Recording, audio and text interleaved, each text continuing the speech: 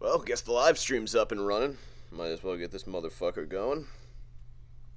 That works. Okay. And now, a poem. Cupid's arrow has taken flight, but if you're single, it's Pornhub tonight. For happy couples, love is in the air. You're at home with a wicked bone, sticking out your underwear. Rub it till you're in the zone. Leave DNA samples on your mobile phone. And to everyone out there, whether you're fisting someone, getting fisted, or sitting at home fucking your own fist, have a beautiful Valentine's Day and be sure to spread the love all over your partner's face. All right, a fresh episode of the Savage Sack Tap starts right now. You're listening to the Savage Sack Tap. It's not a podcast, it's not a half-cast, it's just a quick shot to the balls to help you finish off the week.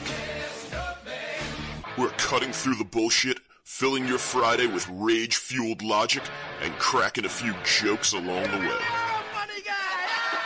So grab a bag of frozen peas. There's a Savage Sack Tap coming your way. Smooth, lascivious, salacious, outrageous.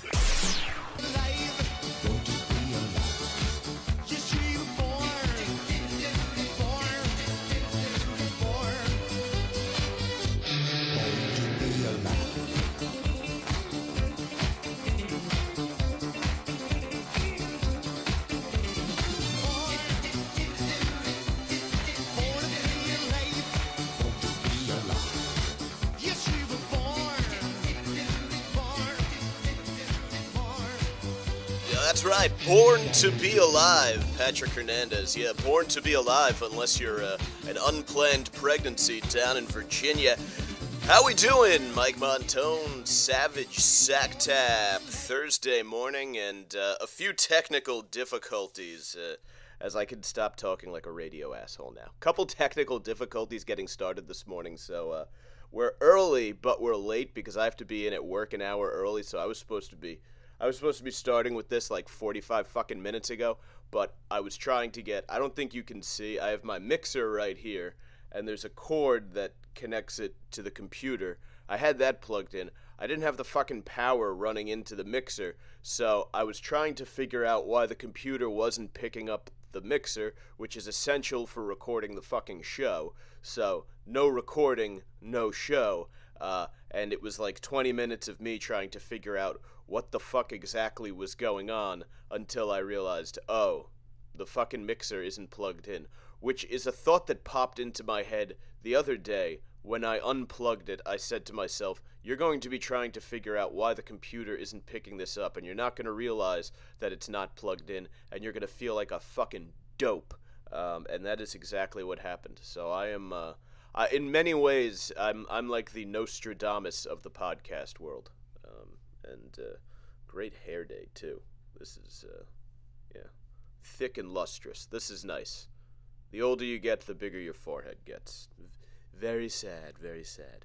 Alright, so, anyway, unplanned pregnancies in Virginia. You're gonna, if you're a fetus, and you have a feeling that the belly that you're in may not be entirely appreciative of you, you may want to get the fuck out of there post-haste, because they are planning some wild stuff down there. It's a very slow start this morning. I'm still drinking my fucking coffee, but no, apparently they introduced a bill, and it allows for abortion.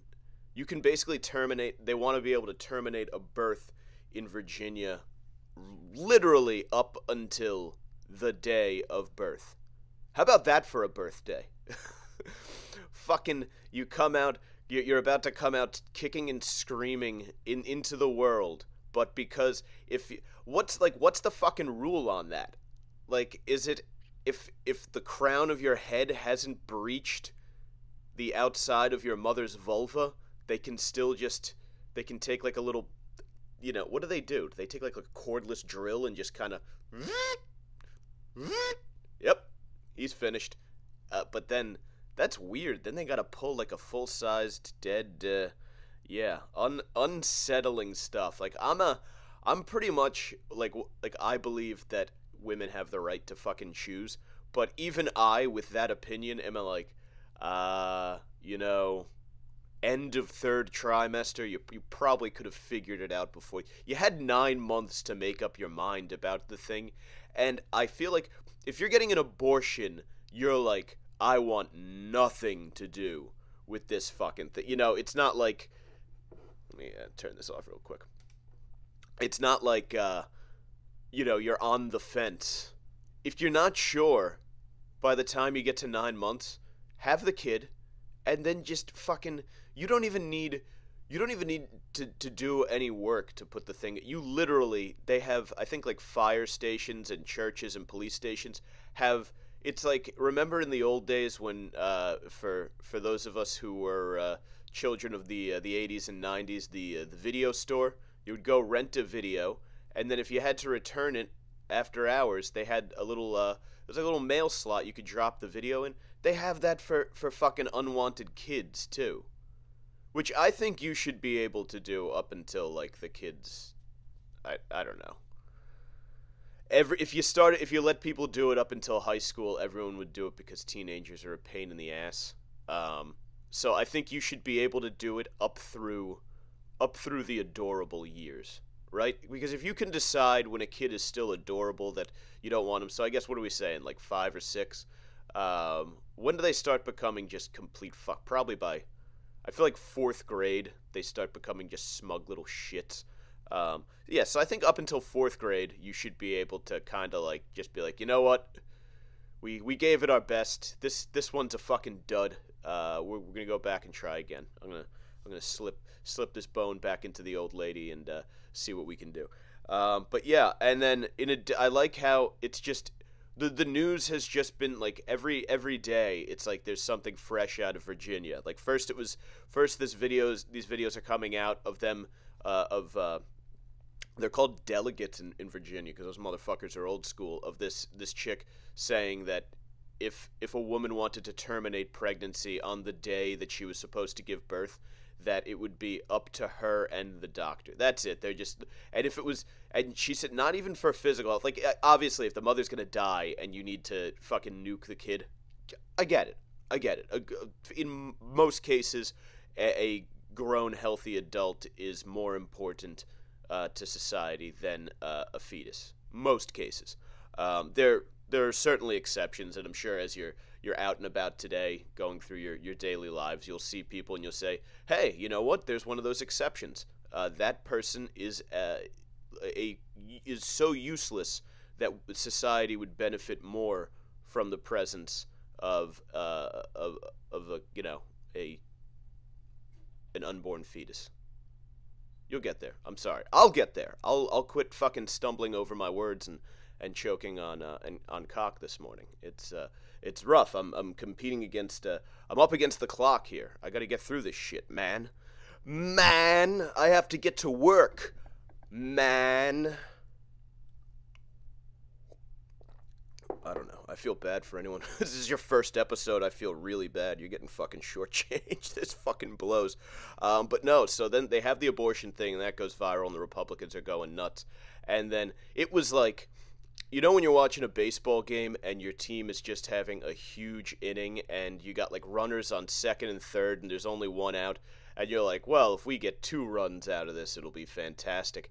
And then like 5 batters later, you got like 6 runs across, the place is fucking rocking, everyone's getting pumped, your fucking sluggers walk up music is coming. In this case, I guess that'd be, and I'm proud to be an American, because they have now had in their Democrat, out of Democrats in the Virginia government, they've had, I think, 2 blackfaces and 1 sexual harassment in like the last month come out. Wild fucking stuff, especially for Democrats. Not very on brand for the Democratic Party. I know people, my conservative friends love to share that meme where it's like, Democrats were the original racists. And it's like, yeah, that was like the 1800s. Things have flipped a little bit. I'm not saying And I'm not doing like a fucking political show here where I'm going to be like, oh yeah, no, you're, fucking parse out who's more racist, but I got some Republican pals out there. I'm gonna be honest. If I had to poll my Republican and Democrat friends on race issues, it would probably come out that my Republican friends had tendencies that you might call a tad more racist. I'm not calling all Republicans racist, but, there are times when the shoe does fit. And fucking whine in the comments, I know. I love you guys. I'm just fucking with you. Should all be independents anyway. Quit fucking tying yourselves to political parties. But, yeah, let's hear it for Blackface. Hashtag #MeToo is out. Blackface is in. Not only... lawmakers in Virginia getting in trouble for blackface. Everyone is getting in trouble for blackface. Blackface has become so hot, so popular, that even the biggest fashion designers in the world are jumping into blackface. I'm not sure if you saw this. Katy Perry has, I guess, a line of shoes out because that's what female celebrities do. They all put out fucking fashion lines because they don't really bring much to the table intellectually, and they need to figure out a way to diversify, when their looks and their voice and everything else goes. And what's the easiest way to do that is to put out a line of cheap clothing that, stupid suburban housewives will buy. So I'm just like Katy Perry. I bet she wears this because it's from her own line. Like, bitch, shut the fuck. Katy Perry ain't wearing that fucking shit. Get the fuck out of here. But she puts out these shoes that are, like, the shoe is the front of it is like a face. And that she puts them out in all, like, there was at least a white one. I know that. I don't know if there was, like, a yellow. I don't know if there was, like, an Asian one. That would probably be a pretty small shoe. But at least a black and a white one. And the black one, of course, is the one that went viral with people freaking out, calling it blackface. But I have to ask, if they make the shoe in multiple colors, like if the shoe is in like, say they do, say it's, for argument's sake, say it's a black, a white, and a yellow, and maybe they throw a red in, a Native American, a brown, maybe there's a Mexican shoe, a chancla, I believe they call it. But you see what I'm getting at.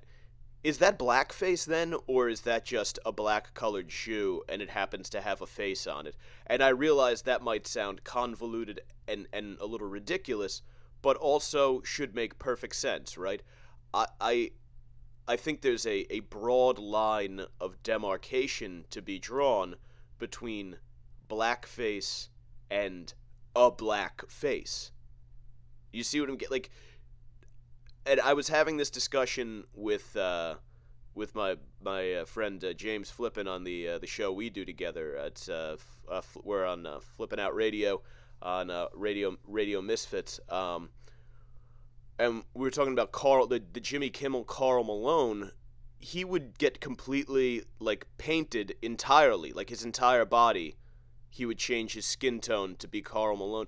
I never thought of that as blackface. People have pointed it out as blackface. I don't know if he's, like, apologized or not, or if he's ever addressed it, but I never saw that as, I saw that as, like, a costume, whereas I see blackface as the sort of minstrel show. The one Virginia guy got. I don't know if to go back to the Virginia governor, the picture of him that surfaced was him with just a black, hard, like, black, shiny, fucking shoe polish blackface standing next to a guy in a Klan hood.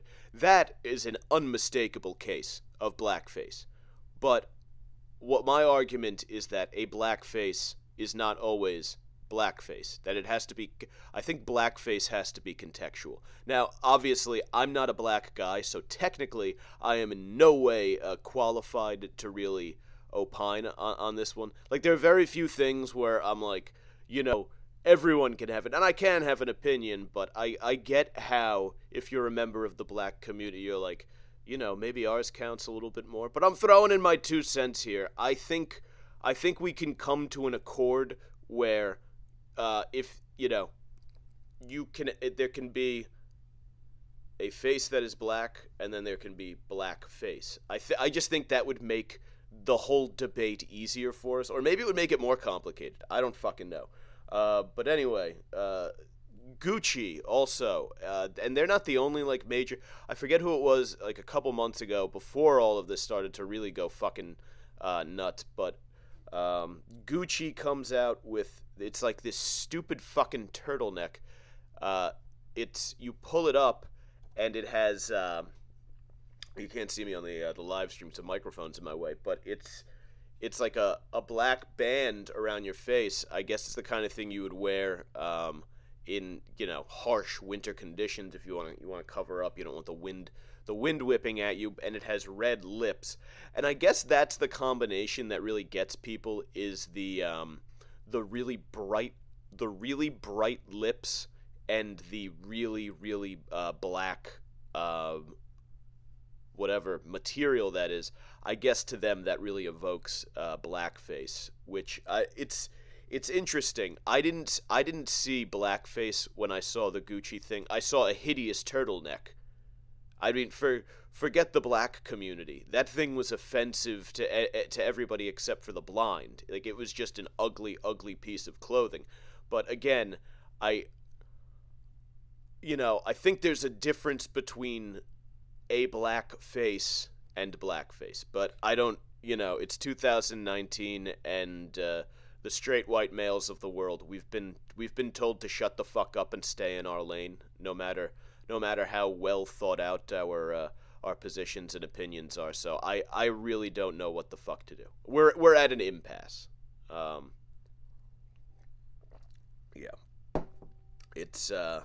It has gotten strange though. Me Too, the hashtag Me Too movement, I feel like dethroned. It used to be for the past. When did that start? When did Weinstein come out? What was that? October, November of 2017? From like the end of 2017 until this blackface thing is just like, this is the new year. This is the 2019 thing. This is the year of blackface. What did the Chinese call it? What year is this for the Chinese? The Hog or some shit? But fuck it. There we go. This is a bad morning for me tech-wise. The recording software just woke up. This is going to be this is a terrible podcast. I thank anyone who is still listening. Where was I? Yeah, 2019. I have no idea what the Chinese are calling this year. That someday that's going to be important when they take over, but not yet. But this is, I think, at least in the non-Chinese community, this has got to be the year of blackface so far, because Me Too, out. For a while there, we wanted to know who had molested who. Now we want to know who dressed up as a black guy for Halloween in 1987. It's gotten wild. Society is back to not caring about whether women got raped. You can now rape whoever you want once again, as long as you don't rape someone well disguised as Al Jolson.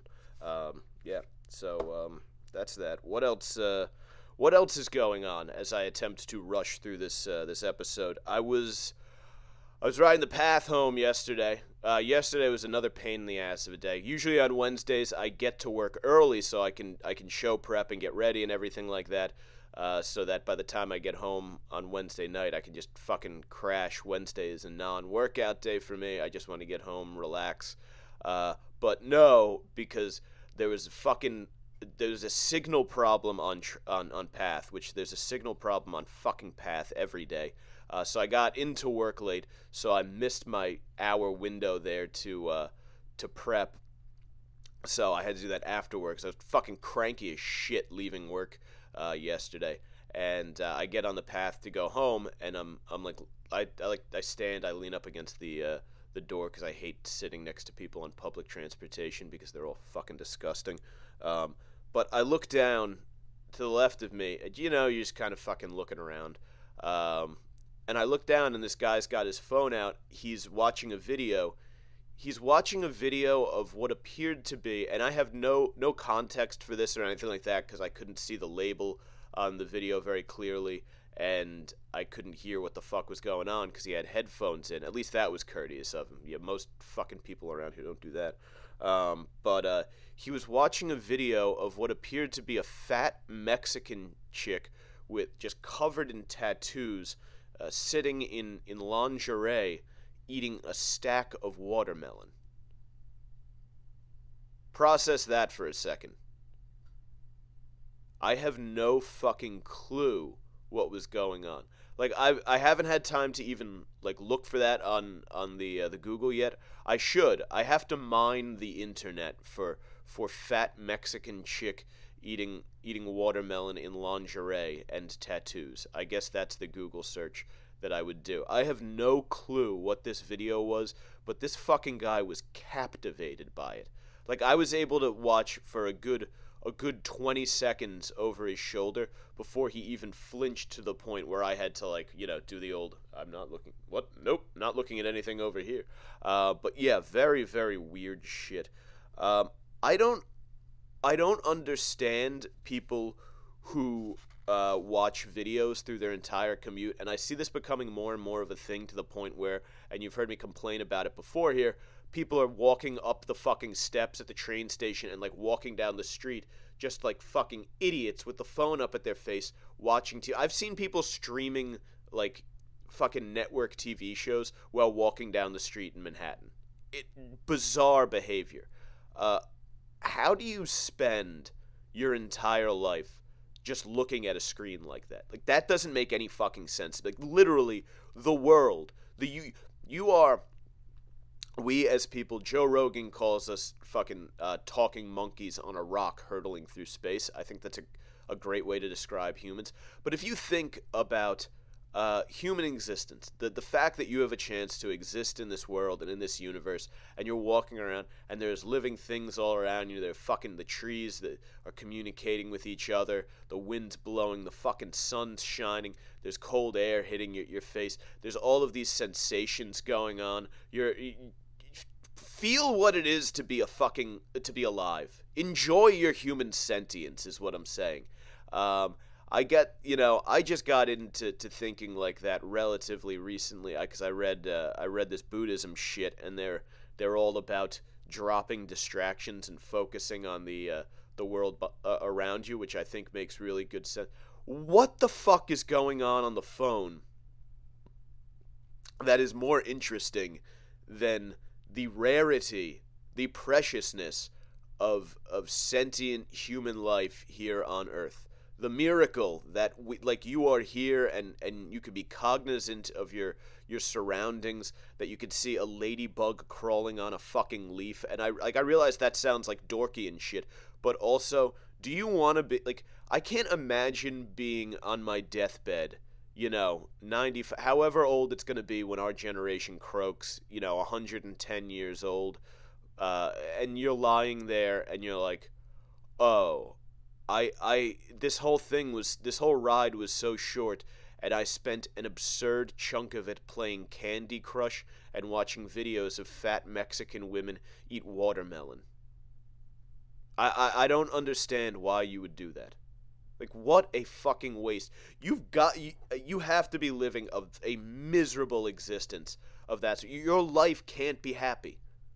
You might get like a minor little endorphin rush from whatever is occupying you on that screen, but there is no fucking way you are happy doing that, because if you're so screen addicted that you're watching shows, and I'm sure there's probably like an air traffic controller or two out there who that's the only time they can squeeze it in, because they go home, they're exhausted from a hard day's work, they eat dinner, make love to their wife, and fall asleep, and they wake up, and then it's back to the control tower the next day, so they got to squeeze their show in on the commute. All right, maybe there's like one or two of those floating around out there, but let's be honest, if you're that tied to a screen, I'm assuming that a good chunk of your day involves you staring at the same screen. At work, you're probably in front of a computer. You go to the bathroom, that thing's coming back out. would assume that you probably watch something on your lunch break on that screen as well, and then what? You get home and you pop on something. So you're looking at, if you're awake for most people aren't getting 8 hours of sleep. That would involve way too much self-care. Say you're awake for 18 hours out of the day. I would love to know how much of that day involves fucking screen time. I would be fascinated to hear those statistics. But that kind of shit really does have to be like just sending depression and mental health issues in this country through the fucking roof. Just take better care of yourselves, you fucking idiots. Put the fucking phone down. It's just terrible. And I realize that this sounds absurd because I need you to be carrying around your devices to access my content and my dementia here. But, it's just fucking, I'm telling you, it's fucking terrible for you. Download the MP3. You don't need to watch the video. Ugh, what else? Yes. Also in the world of stupid shit that people do. Today is Valentine's Day. It's also my mom's birthday. So, Mom, happy birthday. I know we were talking about abortions before. Thank you very much for not having one. I rather like being alive and enjoying and embracing my human sentience. Wow, really put a bow on all of that, didn't I? Tied it all together with Mom's birthday. Perfect stuff. But Mary Montone, 60 years old. Fantastic lady, and we hear she's doing a great job. Raised 2 fantastic sons and a daughter, not quite as fantastic, but happy birthday and very tremendous and very many candles and cake. That's it. That's the end of the Trump impersonation. Terrible, bad Trump impersonation. Everything is bad today. I suck today. I'm sorry. I don't know why I'm speaking so emphatically. I'll stop. But yes, it is. Today is Valentine's Day. Well, you're not listening to this on Valentine. You might be watching the live stream on Valentine's Day, but the audio podcast won't be ready until the day after Valentine's Day. But semantics. It is Valentine's Day. Yesterday, February 13th, was Galentine's Day, which Valentine's Day is stupid, but I understand it, right? It's been a full 6 weeks since you've showered your significant other with gifts and affection for Christmas. In the eyes of most women, you're about to do for another showering of them with gifts and affection, and you'll probably get a blowjob out of it. You pay for dinner, you get a blowjob. It's like kind of a nice dinner and chocolate, and you get your balls licked. Okay, at least there's an exchange of commodities there, and I kind of understand what's going on, even if I don't entirely agree with it. The logic of it makes sense. Still stupid, but stupid in a manner that even the reasonable man can comprehend. Okay, check. Galentine's Day, on the other hand, is just plain fucking preposterous. And I did last year. I did the episode, people who celebrate Galentine's Day are stupid. They are. They're fucking idiots. I'm not gonna do a whole. I'm not gonna do a whole fucking diatribe on it today. I do want to touch on it because when I see it trending, I have to call it out. I have to call bullshit where I see it. Otherwise, why would I even be doing this silly little show? But Galentine's Day, as I understand, is from Parks and Recreation.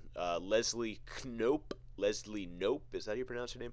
And the funny How did I forget her name? The funny blonde chick from SNL. I like her. She's good, but Galentine's Day is stupid. Apparently women get together and they eat waffles and bond or some shit. Like I said, it's from Parks and Rec. It's very, very safe Caucasian stuff going on there. But women have adopted it as real. So I guess the day before Valentine's Day, women now actually go out of their way to celebrate. I don't know if they celebrate or if they just pretend that they're celebrating and hashtag it and like I'm going to take a selfie with my work bestie and we're going to be like, Galentine's Day. I don't I think that's how it goes down. I don't know, if you're really getting together for Galentine's Day, you're even sadder than the people who are putting up, phony fucking statuses and pictures about it. Yeah, don't celebrate Galentine's Day. Galentine's Day exists because chicks are fucking awful at being friends with each other. That's at its core, that's what Galentine's Day is. Like, guys don't need that. I guess we would call it like Palentine's Day, Dudentine's Day. How about Halentine's Day? Yeah, I'm gonna hang out with Hal. What are you guys doing? I don't know, we're gonna watch the game. Yeah, guys don't need that. Women do, because like I said, women suck at being friends. Like, women are the reason that the word frenemies exist. Do you think if we were living in an all-male society, anyone would be using the term frenemy? Guys don't have frenemies. We don't have friends who are actually our enemies. If you're the enemy of a guy, it's mutual. You both know that you're enemies. You wouldn't be like, yeah, we're friends, we like each other, and then behind each other's back you'd be like, I hate that fucking cocksucker. What was that guy up to? That voice didn't make sense for Guy explaining why he has frenemies. Or maybe he does, I don't know. But the point is, women have frenemies. Women will get together with friends.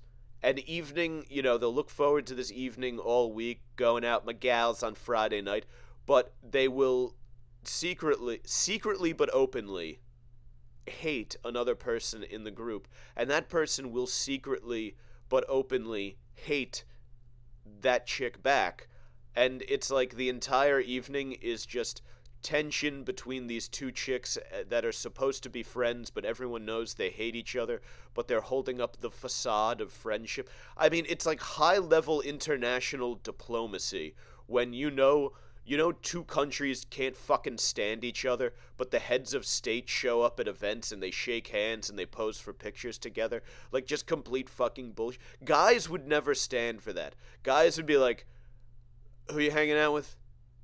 Oh, Todd's gonna be there? Yeah, that guy's a fucking jerk-off. Yeah, we were out the other day. He grabbed the bartender's tits, and then he walked out and left me with the tab. I'm pretty sure I'm not a big Todd guy. Todd fucking blows, and and this would all be on record because you probably would have called Todd a douchebag on any number of occasions. You probably wouldn't write on Todd's wall for his birthday or fucking hang out with him in any capacity if you think Todd fucking sucks. You just be like, no, Todd's a jerk-off. I'm not really a big fan of Todd. Women, on the other hand, is like, yeah, I love Todd. Shut up. No, you don't. Women are just...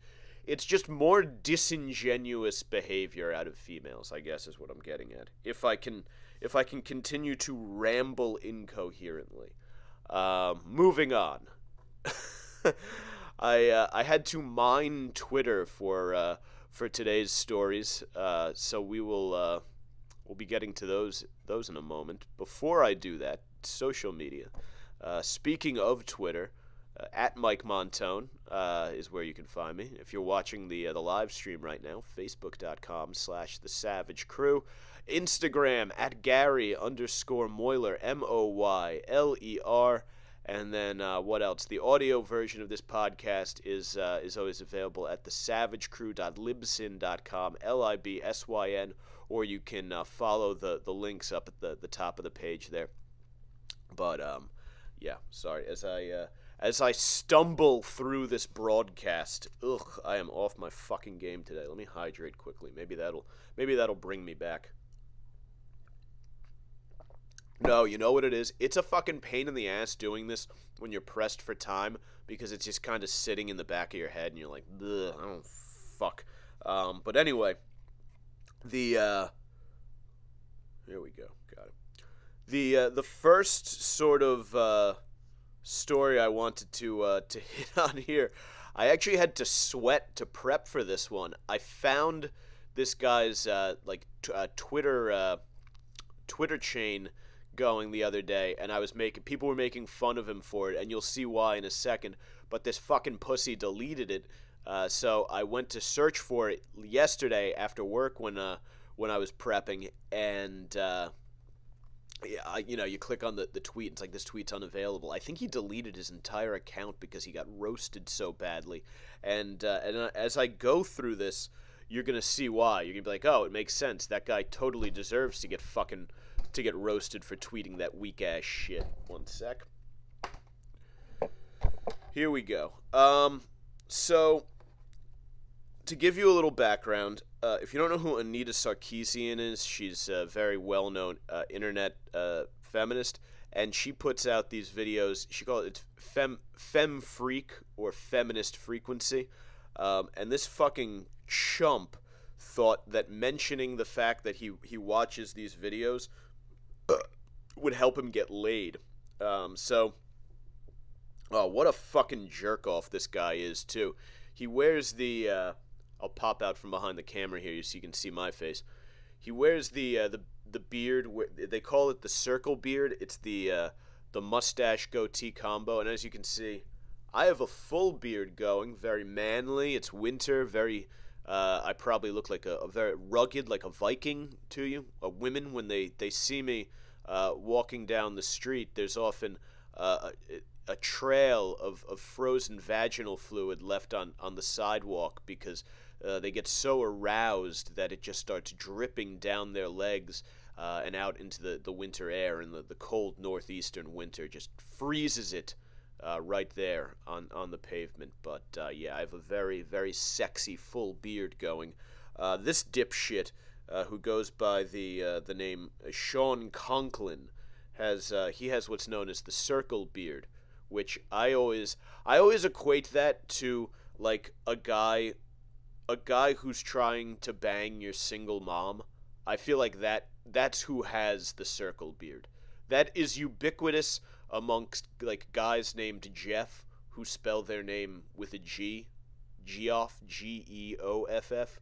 I feel as though the circle beard is ubiquitous with guys named Jeff who are trying to bang your single divorced mom. But anyway, Anita Sarkeesian, feminist, puts out these feminist frequency videos for feminist theory, where they explain why the world is unfair to women. So this guy writes, "Fem freak ruined my date the other day in the best way possible. A thread, hashtag, this is positive, I promise." And you know this dipshit, when he started this, thought he was going to go viral for all the right reasons.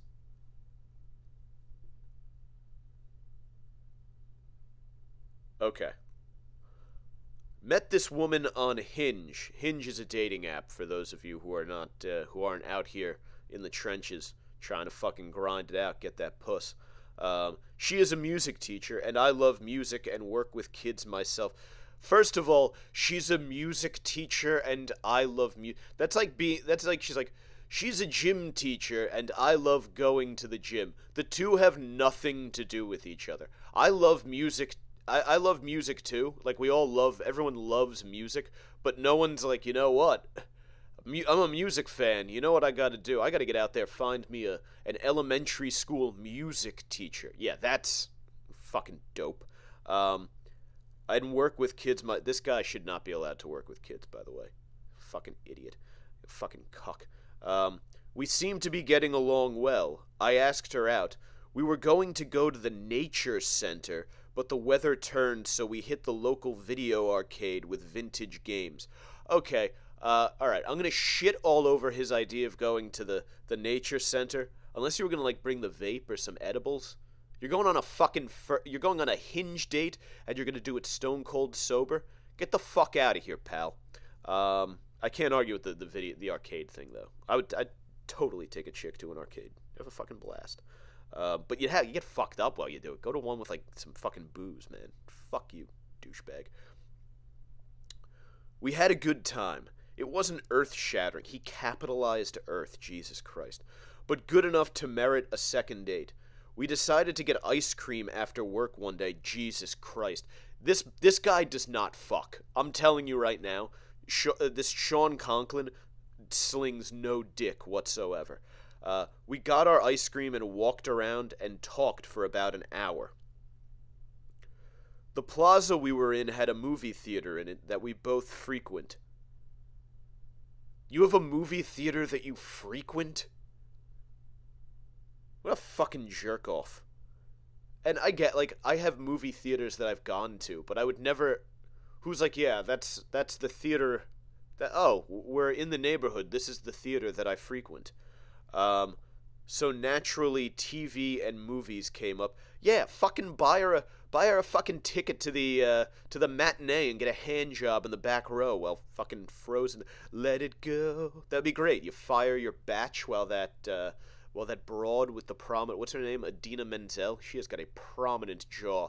You fire a batch into the seat in front of you while she's singing "Let It Go." You can literally time the release of your seed to the moment she says "Let it go" and just sploosh. Naturally, TV and movies came up. She mentioned Frasier. I like how he hashtagged Frasier. And he says, I told her I often rewatch Cheers. He hashtagged Frasier and Cheers. Like, there are a lot of... He felt that it was necessary to hashtag them because of all the people who are jumping on Twitter every day to search for hashtag Frasier and hashtag Cheers. I'm gonna have to... I actually have to research this. I'm gonna look later and see how many people are using the hashtag Frasier. Like, all the young fucking... The kids, what do they call them? Post-millennials? The kids, the Generation Z or whatever the fuck. They're fucking, yeah, searching. Yo, you catch that Frasier episode last night? Yo, that Chelsea Grammer's lit, son. Yo, Chelsea Grammer lit AF, son. Hashtag Frasier.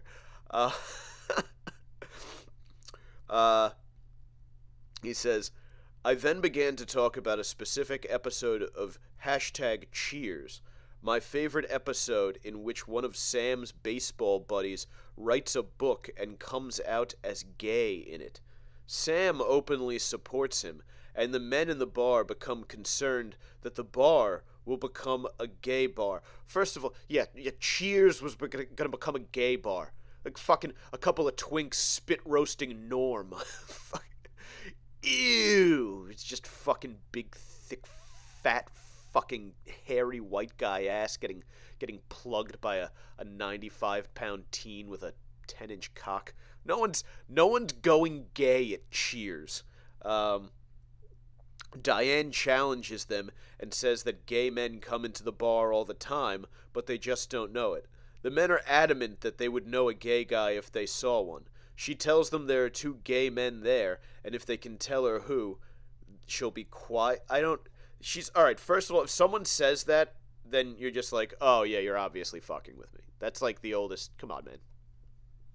Don't be an idiot. If you're gonna be a sitcom character, be a sitcom character. Sitcom 101 is that the smug woman will always do something to play a game with the head of the ignorant male. That is a fucking top sitcom trope. Anyway, the men go on and make complete fools of themselves using outdated, even for the time, stereotypes of gay men to try to determine who it is.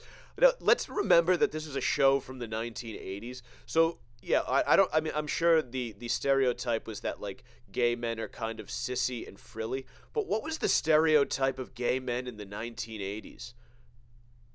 At the height of the AIDS epidemic, I feel like I would rather the sissy frilly stereotype than the, oh, you see that's we're bringing Todd back into things. That's Todd. He's a homosexual. You know what that means?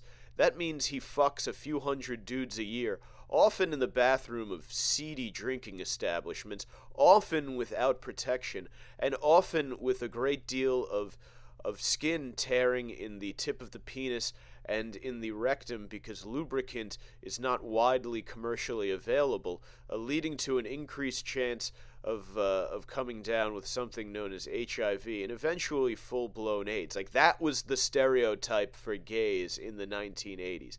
I would totally rather be like, oh yeah, that's Todd, he's just a little light in the loafers, versus, oh yeah, that's Todd, he's HIV positive because he was fucked in the ass by a flight attendant inside of a bathroom in the West Village. Take your fucking pick. Moving on. My date was not as interested in it as I was, so I explained that because I watched feminist frequency videos as they came out, I was in college, I developed a critical eye using feminist critique, and that's why I like that episode so much. Holy shit, dude. I mean, you've heard me discuss on this show before, of course, that when male feminists, there are no actual male feminists. If you're a male feminist, you're just a guy who's trying to leverage it into getting some pussy, which is obvious. No one is on a fucking date and talks about how they view a popular sitcom with a critical eye using feminist critique because that's what they learned in college. First of all, how shitty was this guy's college experience that he spent 4 years viewing things through the eye of a feminist? I mean, just awful. Awful, awful, awful. I spent 4 years viewing things through the blurry and half-lazy eye of a guy who had drank 7 cups of jungle juice and was about to go down on a fat chick. Is that part of the feminist critique? I don't know, because I don't know what the fucking feminist critique is. Anyway, she then asked me if viewing movies and TV that way ruined it for me. Yeah, probably the way it's ruining the fucking date for her. It was an odd question, one that I know is lobbied at women in feminist frequency constantly. When I told her that it didn't ruin it, just made me view it differently, she was not about it. I mentioned some of the topics of those tropes versus women videos, not even daring to go into the other amazing things that women do with that organization, again, feminist frequency, and she was getting visibly frustrated. I didn't even tell the content, just the topic. I was trying not to force my opinion. Dude, you're on a fucking Hinge. You know why people meet up on dating apps? To feel each other out and see if the other person is worth fucking. I mean, that's it. She didn't meet you on fucking Hinge so you could walk around giving your feminist critique of Cheers and not trying to get in her fucking You know what's anti-feminist? Going out on 2 dates with a woman and not being enough of a gentleman to at least offer to eat her pussy out. That's what's going on. That's what makes you a shitty feminist. At one point I said something like, oh, wait, no, there's more. What? He skips some shit. He somehow gets on to video games.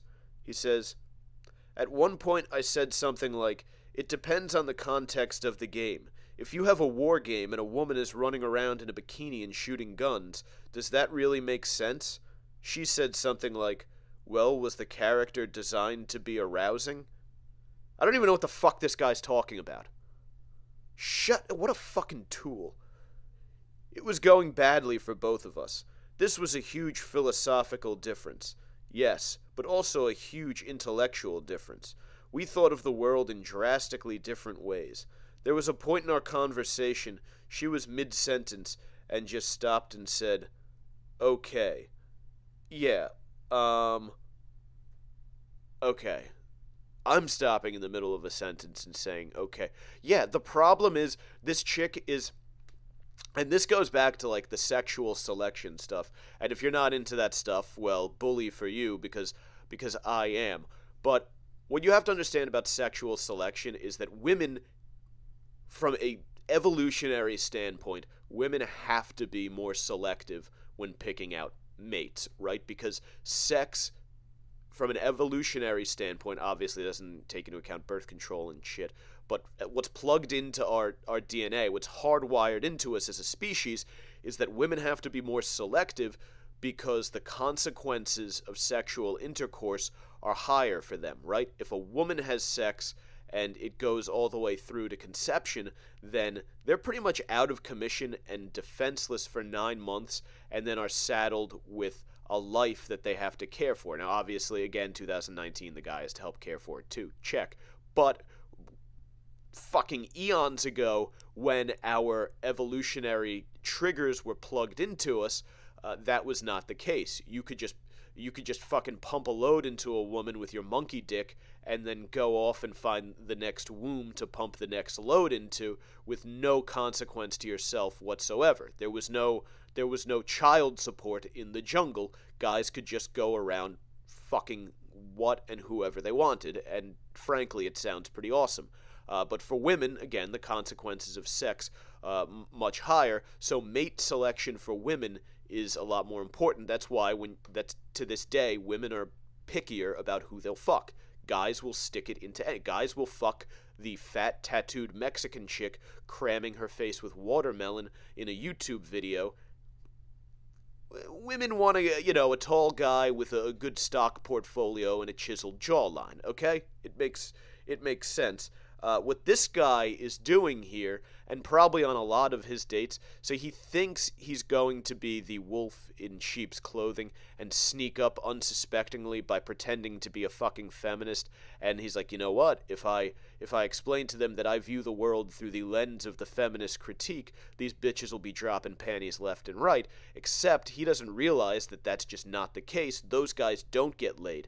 Those guys wind up becoming good friends with or just annoying the shit out of women who will then go on to get gorilla fucked by some guy who played middle linebacker for his team in college. So this guy is just an absolute train wreck. And he says, then we started talking about hashtag The Last Jedi and there was no going back. She hated Luke. I loved him. It was over. The end. No way to save that budding relationship. We haven't spoken since. It was a week ago. I guarantee you this chick fucking swiped right on some other dude the minute she got in the car, and the guy might have been like a soft 6 with an average personality, and she was probably like, hey, look, I'm home, door's unlocked, I'm strapped to the bed, bent over. Just come in and fuck me like a man because I just ate ice cream with this dipshit and spent an hour and a half talking about how Cheers was homophobic and anti-feminist, and I need someone to remind me that men still exist. So please just come slip that fucking bone in here. If you're diseased, wear a condom. If not, just pull out and blast on my back, and we'll be all good. What a fucking little cuck. Jesus. So that's how femme frequency ruined my date. It was good though, because not only did it show me her opinions on feminism, but it also showed me she wasn't willing to discuss it with someone and have a serious conversation. Hashtag not compatible. Hashtag thank you femme freak. Hashtag thank you for coming to my TED Talk. Is that it? Oh, thank God that is it. I fucking hate that guy. It was painful just reading through those for you. I hope I didn't lose any of you along the way. I hope no one came in halfway through that and heard me talking about how Cheers was anti-feminist or how Frasier didn't have enough guys sucking cock on the couch or whatever the hell this guy was talking about and turned it off because you thought that that's what this show was about. No, look, I mean, who in their right fucking mind goes, even if you're going out on a date with a feminist, you can be like, yeah, I support a woman's right to choose, but also I'm not going to chew your ear out about how a sitcom from the 1980s makes me think about gay rights. Like, just, could you fucking virtue signal any harder? Because that's really what it is. Like, I don't even... I fucking doubt this guy actually believes that shit. Like, this guy's probably the kind of douchebag who, like, he talks all that stuff, and then the time when he gets a chick drunk, he's the first one to fucking swoop in and take advantage. Freshman year in the dorms, some girl's having trouble with her boyfriend back home, and they go out to a party, and let me make sure you get back to your room safe and take care of you. And she's like, oh, you're such a good friend, Sean. And then he tries to go for it, and what a fucking jerk off. I fucking hate this guy. All right, moving on. What's next here?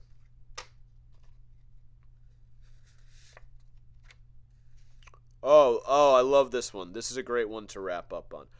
If people in the media wonder why no one respects them, then this story will explain everything perfectly. And I do have to move through it somewhat quickly because I gotta fucking shower and wash off my balls before I go to work. New York reporter gets fake news shirt removed from Bloomingdale's mannequin. Reporters have had it with the phrase fake news. So it's not surprising that WPIX reporter Allison Caden went the extra mile when she saw a mannequin wearing a shirt with those words on it. Caden was in a Bloomingdale's store in White Plains, New York, when she spotted the yellow fake news tee.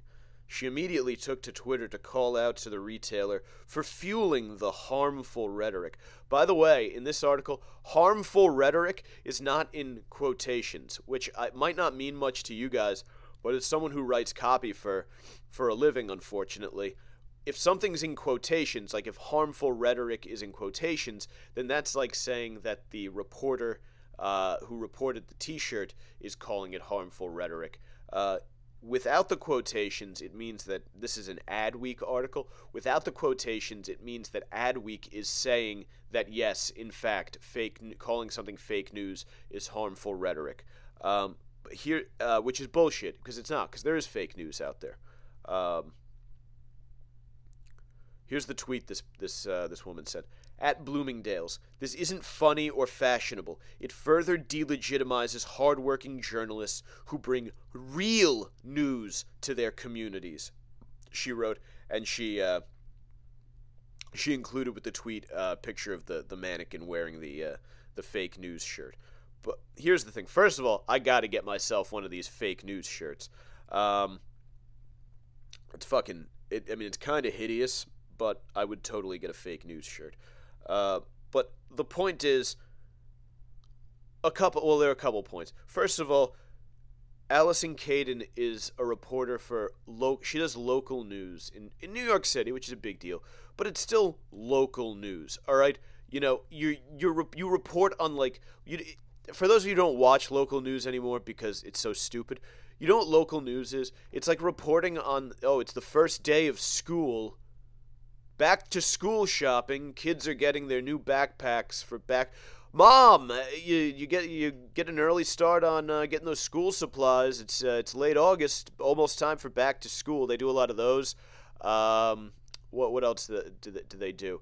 There was a family was reunited with their lost kitten. Local news story. Hard-working journalists. Shut the fuck up. Like, I work in the industry, and this shit drives me nuts because of they're so fucking sanctimonious and holier than thou. And my father's in the industry as well, and we were debating that stupid Washington Post video they ran during the Super Bowl where they were thanking journalists. Just shut up. Shut up. You know what delegitimizes real hard-working journalists?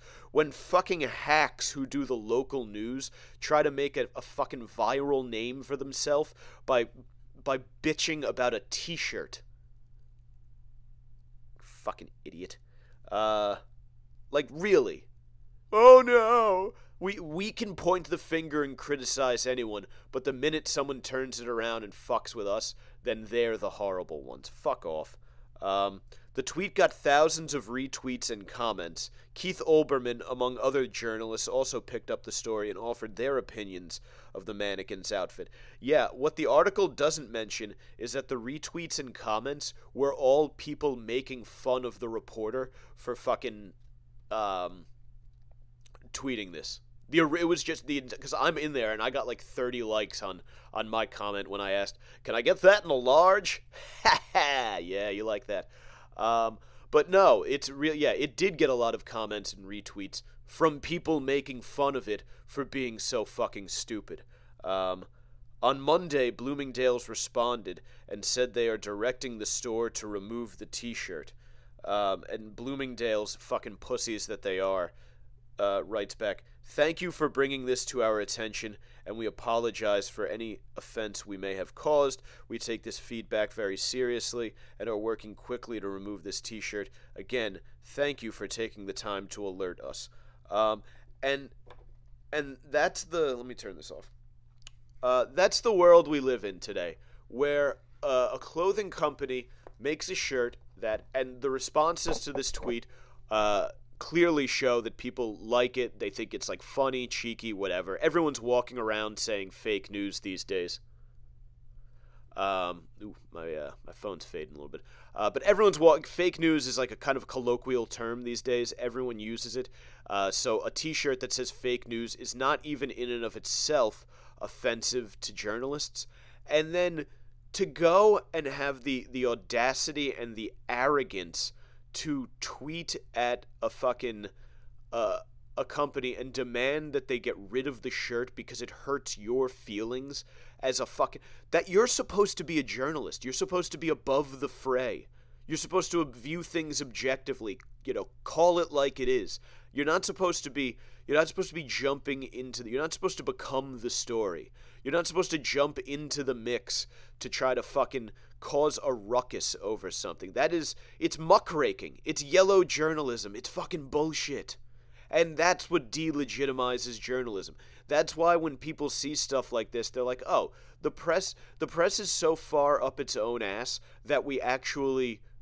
Donald Trump makes more sense. That's what the media has done. That's the thought that I want to leave you with about the American media. The American media is so far up its own ass that they have managed to legitimize the wild rantings of Donald Trump, okay? And this has nothing to do with whether you're a Trump supporter or not. We can all acknowledge that Trump engages in a great deal of wild rantings. It is like one of his most entertaining features. But the press, with their fucking nose up in the air, fucking stuck-up attitudes about who they are and their self-importance, have driven the American people so fucking nuts that they've delegitimized themselves and legitimized the insane rantings of Donald J. Trump. Fantastic. America in the year 2019. I absolutely love it.